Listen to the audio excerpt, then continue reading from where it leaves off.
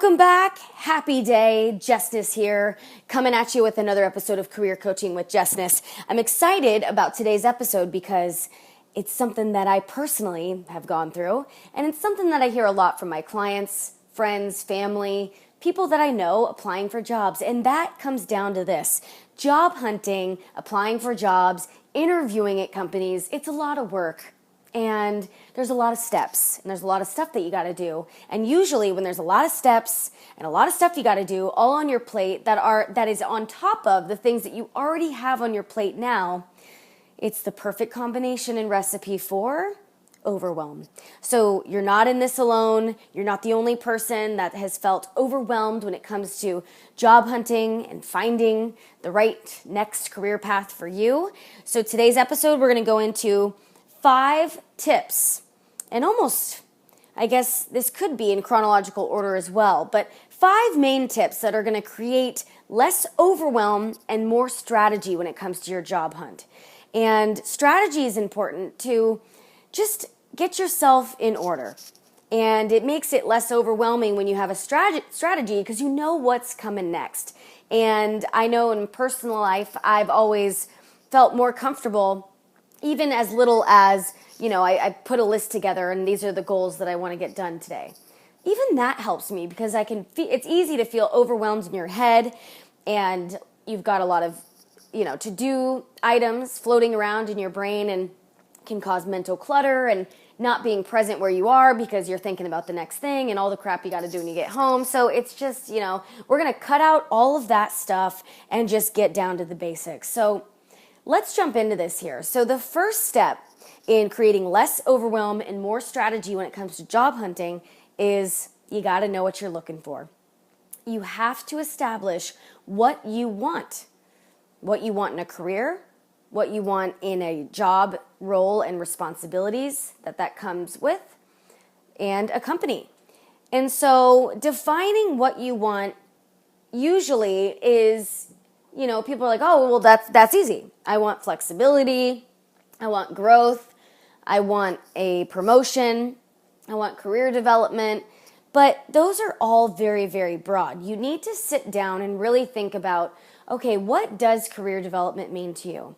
What does a promotion realistically look like to you? And defining what those are going to be really important so that you understand first what you're looking for before you go out and get it. So there is no, which came first, chicken or the egg? If you're limited and strapped on time, you want to know which came first and you want to do it so that your transition through each step of the process when it comes to the hiring interview process, you've got it on lock. So in this case, there is no chicken or the egg. You're going to interview a lot of places, then decide what you want. And surely you could do that if it's, if for instance, you just graduated college, you're finding out what you want to do, and it's okay to have a little bit more open. But the important thing is sit down and define what it is you want. The terms that I feel are most commonly said to me are, and also the most broad and vague, are I want visibility, I want flexibility, I want career development, I want special projects, I want a promotion, I want growth, I want to feel comfortable. And stable, that's another one. I want to feel stable and secure. And that could mean a variety of things. What's stable to me is different than what's stable to you. What's career development to me may be different to you. So it's going to be the same thing when you're talking to the hiring manager or even the recruiter. And with this question, there's really no right or wrong answer, but what it helps you to do is you're going to be applying for the jobs that fit what you're looking for, and it's going to make this question easier when you go to ask it, whether it be the recruiter or the hiring manager. It's going to be easy to respond with that and not feel a little bit anxiety when it comes to it because it's like, there isn't a right or wrong answer, but I want to make sure I get the best of whatever I could say, and I get that. I totally get that. But once you sit down and you understand what you're looking for, the job and the positions that you've applied for, and then you hop on the phone as the next step in the interview process, it's going to align with what you want because you already know that beforehand. So that's really important. The second tip is you can then create a targeted search for what you're looking for. And this alone creates less overwhelm because you're not going to be going out there and applying to every little job. You're going to have some guidelines as to what is a good fit and what is not. And that brings me to my next point. The tip number 3 is establish some non-negotiables. So while you want to establish what you want, those aren't always things that you can catch right out of a job description. Those aren't things that, on the job description, it's going to say, position, level, location, career development. We train for this, blah, blah, blah. Some of the stuff is going to be behind the scenes. But that's why establishing non-negotiables helps with the process of elimination, and it can identify what roles aren't a good fit for you quicker. And you can establish what your non-negotiables are, and these are things that you can see on a job description. For instance, location, hours, right? So like what's your commute? What are the logistics?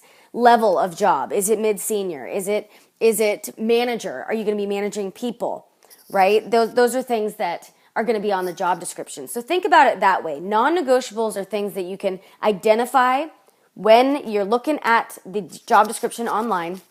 And then you're establishing your wants are going to be things that maybe you might be able to see them on the job description, but those are things that you're going to get to know once you start talking to the company.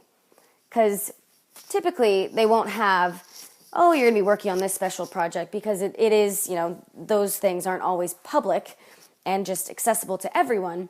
However, if you have those two lists, it'll set you up for success and won't stall your process, because you'll be able to apply with jobs that that don't have any of your non-negotiables in there. And then also you'll be able to establish what you want. And then that way, when you make it to that next round after the initial phone screen, you know whether or not you want to move forward, because you already have a clear picture of what they need to come back with.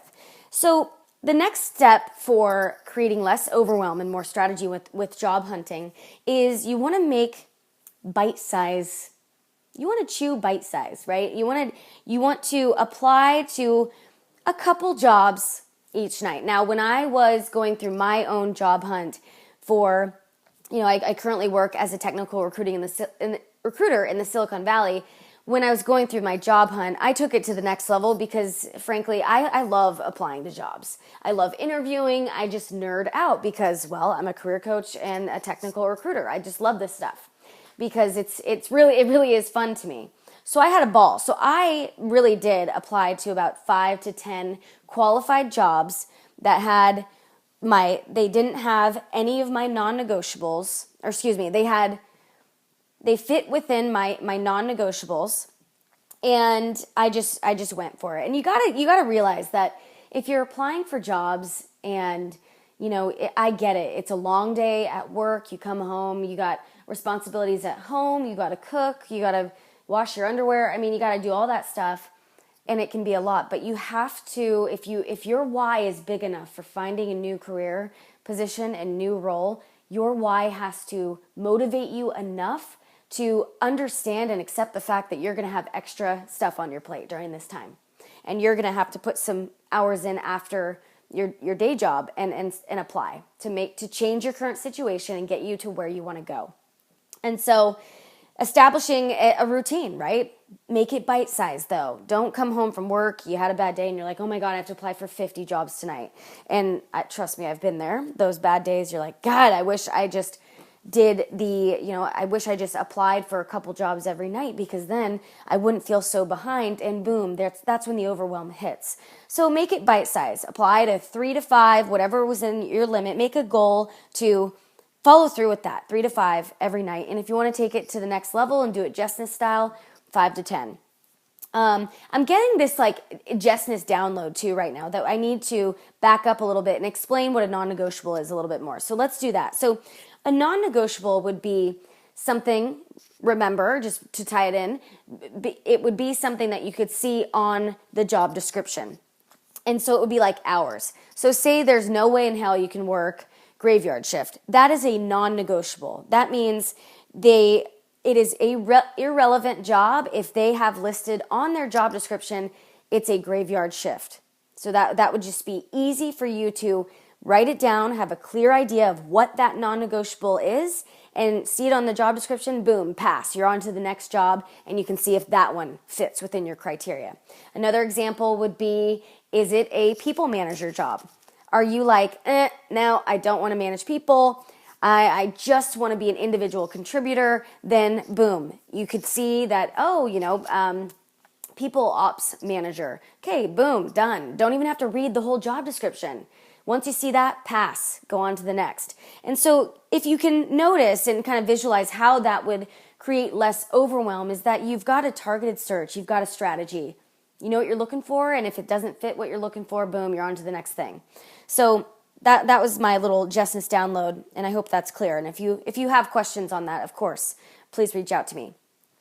So you're going to have bite-sized applications every single night. You're going to make a commitment to yourself that your why in looking for a new job is worth it, and you're going to have to sacrifice some of the Bravo and E shows or Netflix. Netflix originals have been amazing lately. They're just blowing it up. I mean, I'm sure maybe when I have grandkids or something, maybe TV won't even exist.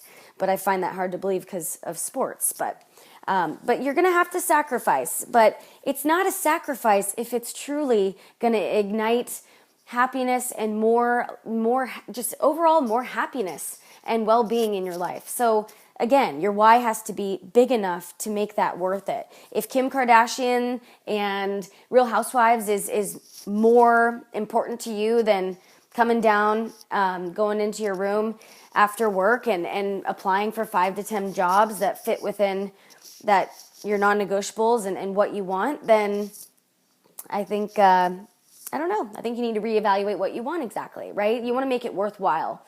But, all right, on to the next. So tip number 5 is organize yourself. I know it's so annoying because you're like, I just want someone to like magically create an app that like does everything for me, which I probably have a suggestion for an app for every little thing because I love them. I think I have over 155 apps and counting. But anyway, so you want to get organized. And I'm not talking about going just crazy organized lady and you're just over organizing. But what you want to do is you want to list all the applications that you've submitted. So you want to just make a simple list. I kept a notebook with me, just literally just a notebook. And I put company, job title, and date I applied. And if there was a name associated with that job application, then I'd put that down. If it's like, Jess Smith from so-and-so is the recruiter, then I'd put her name down, right? And that will not only prepare you for when they call, because they're going to call because you rock, but it's going to prepare you so that you have it down on paper. It's out of your head. You've got a list right in front of you. Plus you can keep track of just all of the progress you're making because that's important, right? Every application that you submit is a win. And I want you to look at it that way because it is. Some of these applications ask you a million questions and then it's like, what favorite color? What first name I named my dog? It's like, what is this? But, just hang with it, right? Keep a list of every position that you applied for, the company, and that way you're not one of those people where the recruiter calls you and you're like, hi, this is Jessica from Exactly. How are you? Hang up. It literally happened to me today. He hung up on me. I was like, okay. I literally wanted to just pass on him right there, but I didn't. I called back. Hey, this is Jessica from Exactly. Is this blank? Yes. Oh, great. How are you today?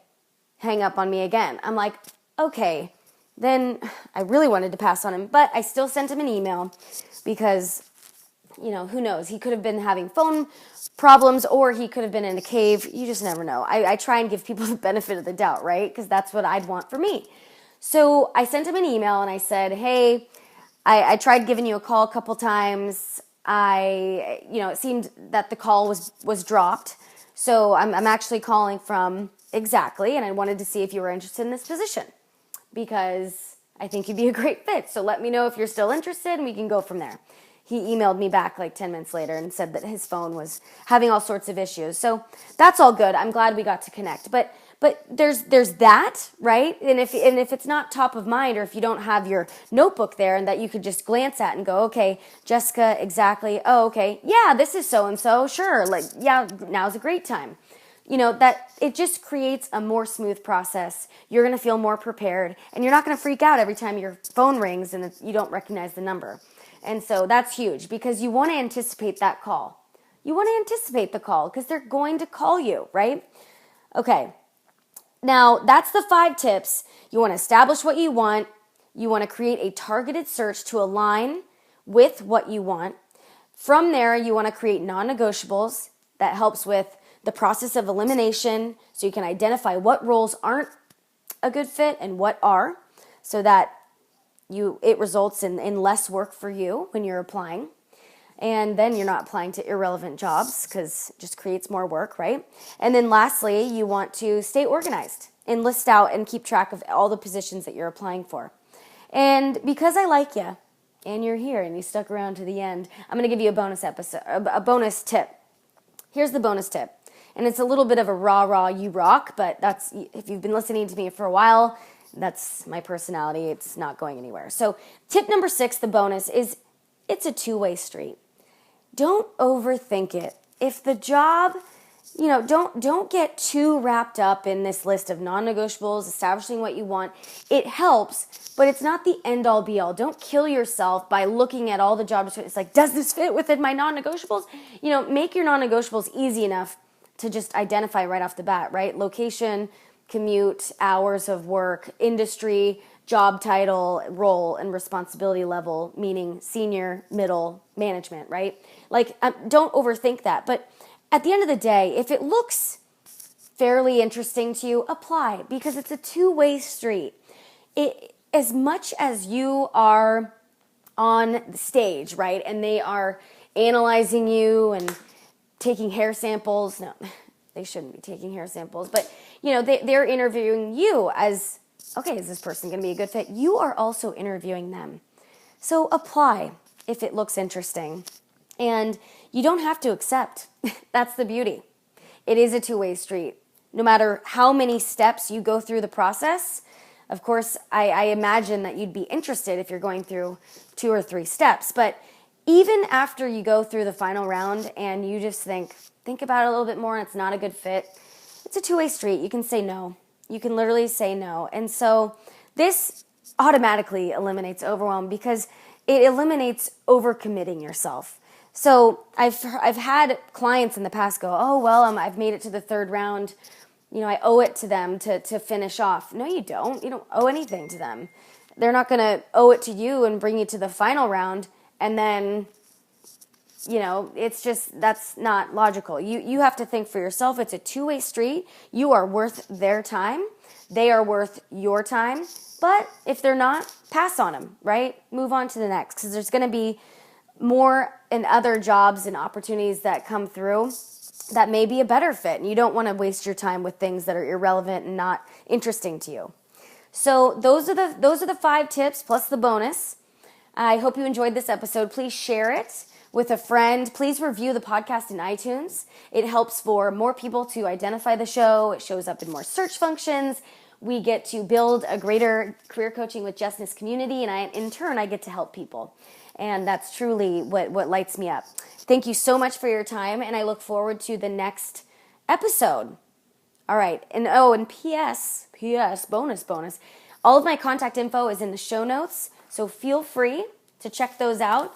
And yeah, I look forward to speaking with you more, getting to know you, supporting you, and talking to you next week. Bye. Sure.